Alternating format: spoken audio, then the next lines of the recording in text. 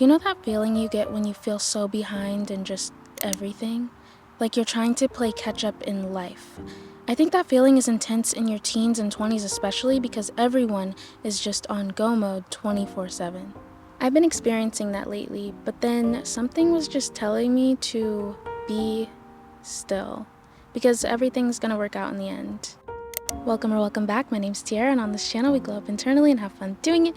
And something was put on my heart recently to just film this video and make it for you guys because I thought, if I'm feeling this way, if I'm going through this, and if I need this reminder, then someone else definitely needs to hear it too. Well then get your shit together. Get it all together and put it in a backpack. All your shit, so it's together. So grab some headphones and go on a walk or clean your room and drink some water while you listen to me try to convince you that everything is going to be okay. I want to start by talking about that dreadful feeling of falling behind. I think in high school, it's things like grades, hoping you don't fail, or seeing all your friends get in relationships when you haven't even had a first date yet, or hearing everyone talk about their post-grad plans, meanwhile you don't even know what you're having for breakfast tomorrow. That's all frustrating. But now that I'm in my 20s, I feel like those feelings have been amplified up to like a whole nother level. It's like I'm fighting the big boss now. Like, I'm 22. The closest thing I've had to a real relationship was a 7-month confusing situationship because modern dating feels like a war zone. I graduated with my bachelor's 3 months ago, and all I seem to hear from people are, so when are you going to start using your degree? And let's not even talk about affording a house in this economy, because that feels like a pipe dream.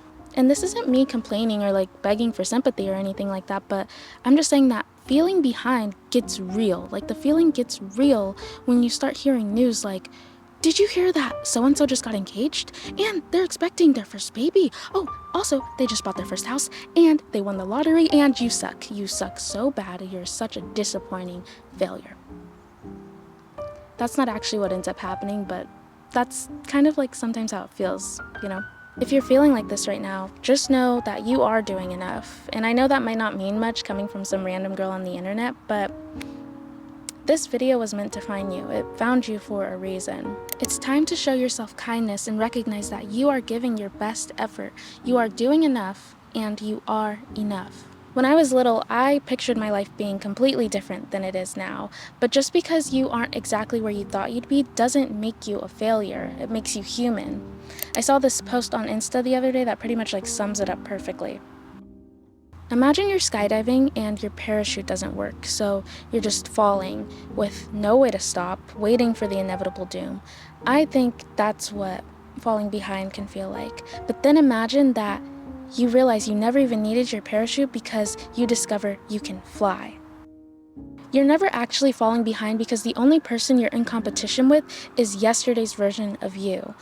Whenever I feel like I'm falling behind or I'm comparing my journey to someone else's, I like to flip the narrative. Instead of being jealous of another person's success, whether it's in love or their career or money, like finances, stuff like that, I think seeing their success is a confirmation. It's an indicator that I am in alignment with my own desires. For example, when I see a happy couple, I used to think like, oh my gosh, I'm so lonely, like why can't I have that? But now I think this happy couple is confirmation that like I'm in alignment with getting the relationship I deserve. I'm being patient for a love that deserves me. And this happy couple is confirmation that that love is on its way. Maybe I'm just delusional. Well, yes. But it makes me feel better. If good things can happen for others, what gives you the right to think it can't happen for you? Don't piss me off. Don't make me mad, because now you're making me mad. It can happen for you. Like, please. The audacity to think that just because it happened for somebody else doesn't mean it can happen for you, or oh, it's too late, or oh, you missed your shot, or oh, you're too old now, oh, you're not young enough, you're not pretty enough, you're not light enough, you're not skinny enough, you don't live in the right area. Like, who cares? Literally, who cares? It can happen for you. Regardless of your circumstances, it can happen for you. Good things can happen for you when you believe that they can happen for you. I heard this analogy on Joe Dispenza's YouTube a while back, and I'm pretty sure it was like 90% AI generated, but the message was still really good. It was about trusting in the natural process and comparing it to planting a seed. When you plant a seed, you water it and you make sure it's getting direct sunlight, but you don't dig up the seed every day to see if it's growing. You know that in time, if you've done your part, the plant will grow. Your dreams and goals are like that seed. You have to plant them with clear intention, you have to nourish them with your thoughts and your actions, and you have to trust in the process that they're growing and everything is working out even if you can't see it yet. Like, you're not falling behind. Everything is falling into place. Slowly but surely, everything is falling into place. There's this influencer that I really like. Her name is Talia Joelle. She makes fitness content and she's like super open about her journey and she's very inspiring. Her story's very inspiring to me. But when you look at someone like Talia or any person that goes to the gym on a regular basis and is very intentional with going to the gym, you probably look at them and think, wow, they look so great, without considering all of the years that it took them to work hard and sweat and go through literal pain to get to where they are now, to get the results that they wanted, to be at their like dream body. Do you really think that a person like Talia or any avid gym goer was looking at themselves in the beginning of their journey and thinking, damn man, like I have been going to the gym for like a month now and I haven't seen any results. I guess I should just quit. no, they woke up the next morning and they took their ass to the gym, and the day after that, and the day after that, because growth, whether it's in fitness or pursuing your dreams, takes persistence and discipline. Why am I holding this like I'm drinking tea? But just like it's important to take breaks from the gym, I think it's also really crucial that we give ourselves mental rest days.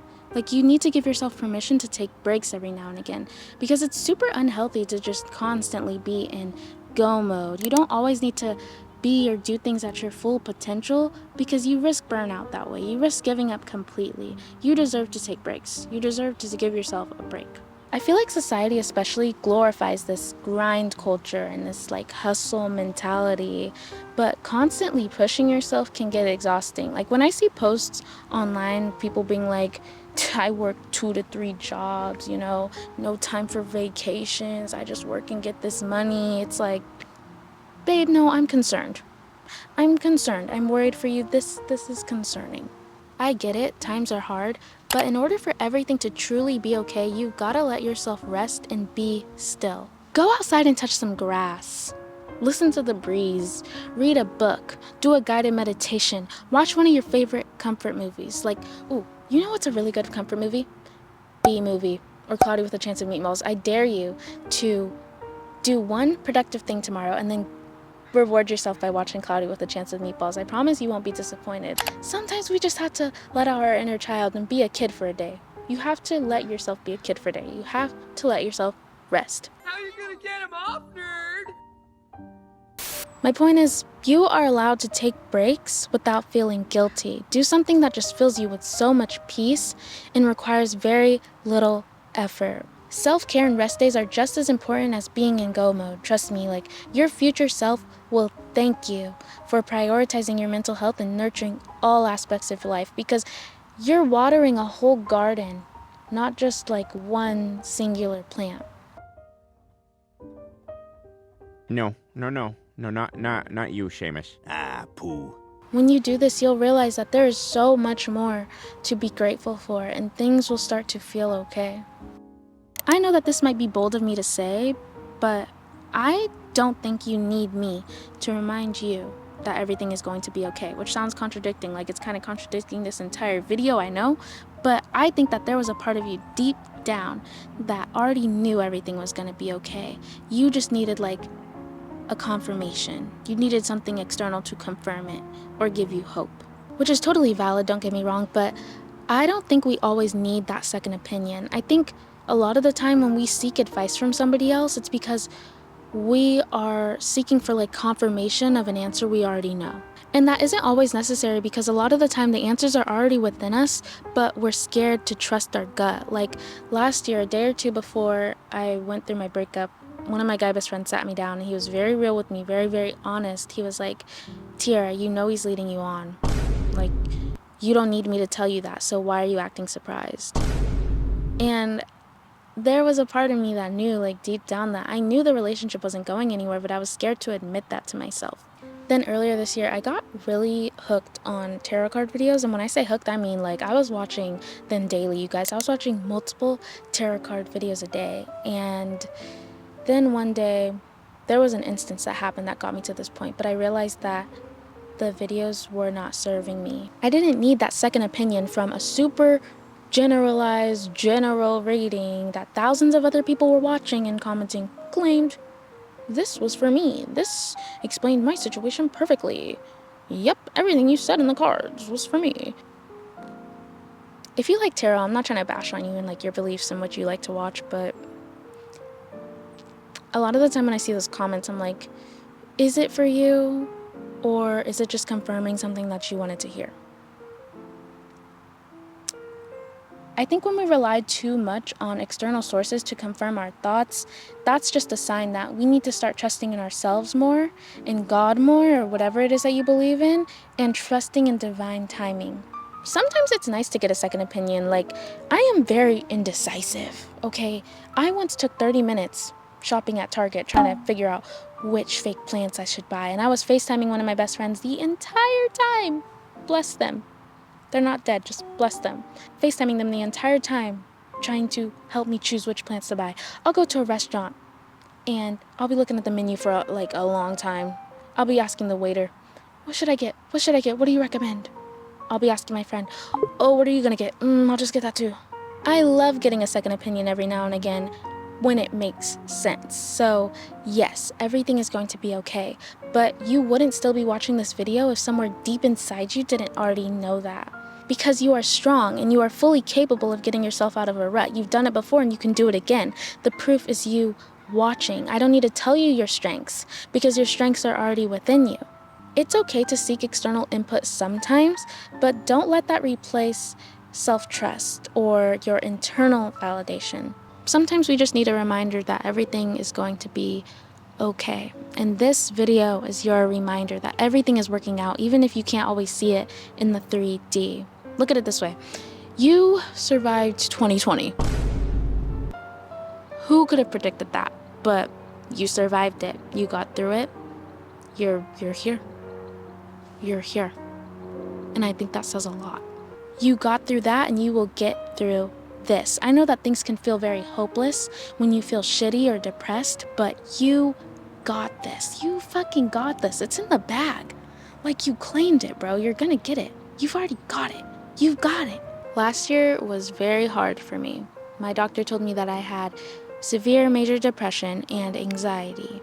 But now I am in a much better place, and you can be too. And just know that I hope the biggest takeaway you get from this video is that, like, everything, not me opening my legs for y'all, sorry about that, but everything's gonna be okay.